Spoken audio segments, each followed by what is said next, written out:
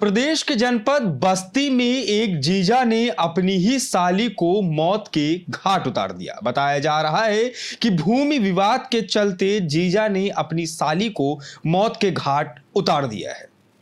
बस्ती जिले के कलवारी थाना क्षेत्र में एक सनसनीखेज मामला सामने आया है, जहां भूमि विवाद को लेकर जीजा ने अपनी साली की चाकू मारकर हत्या कर दी। मृतका के शरीर पर धारदार हथियार के कई निशान पाए गए हैं। बीच बचाव करने आई मृतका की बहन और लड़का भी बुरी तरह से घायल हो गए। घटना की सूचना परिजनों ने 112 पर दी। सूचना पर पहुंची डायल 112 की फोर्स ने घायलों को एम्बुलेंस से जिला अस्पताल पहुंचवाया। कलवारी थाना क्षेत्र के रहने वाले रामचरण ने पुलिस को तहरीर देकर बताया है कि गोसे सीपुर में उसका ससुराल है। उसके ससुर की 3 लड़कियां थी। तीनों को बराबर संपत्ति उनके ससुर ने बांट रखी थी। ससुर के घर की भूमि को लेकर आपस में विवाद था। बताया जाता है कि उनकी 45 वर्षीय पत्नी कुशलावती अपने मायके में अपने बेटे व बहन के साथ सोई हुई थी। बच्चे घर में अकेले थे। इसी बीच उनके साढ़ू रामफेर ने अपने 2 बेटों मोनू और सोनू के साथ 3 अन्य साथियों के साथ घर पर चढ़ाई कर दिया। चाकू सरिया कुल्हाड़ी से पूरे परिवार पर हमला किया गया, जिसमें उनकी पत्नी कुशलावती की मौत हो गई और उनका बेटा अंगद और उनकी साली गंभीर रूप से घायल हो गए, जिनका इलाज जिला अस्पताल में चल रहा है। फिलहाल घटना को अंजाम देने के बाद सभी आरोपी घटना स्थल से फरार हो गए हैं, जिनका अभी तक पुलिस को कोई सुराग नहीं लगा है। आपका तो आपको कैसे चोट लगी हो? हम लोग सो रहे थे। हाँ 12 बजे रात का आई क्या रामपुर सोनू मोनू। अच्छा, वही लोग आप लोग को भी मारे? अच्छा, इकट्ठे पर सोए थे। ये जमीनी विवाद की? जमीनी विवाद से। अच्छा, रामपुर सोनू मोनू चंद्रभान गुंडन चैतर मौर्या। अच्छा, मारी नहा चलिए ठीक। हथियार अच्छा, हथियार में क्या क्या था, कैसे मारे? था, चाकू था, कुछ ना बनाए रहे। अच्छा, फरसा लईके सूते में मारी हमारे बहन। क्या नाम है गांव का, क्या नाम है? गोसईसीपुर। थाना क्या पड़ता है? कलवारी। अच्छा, ठीक ठीक।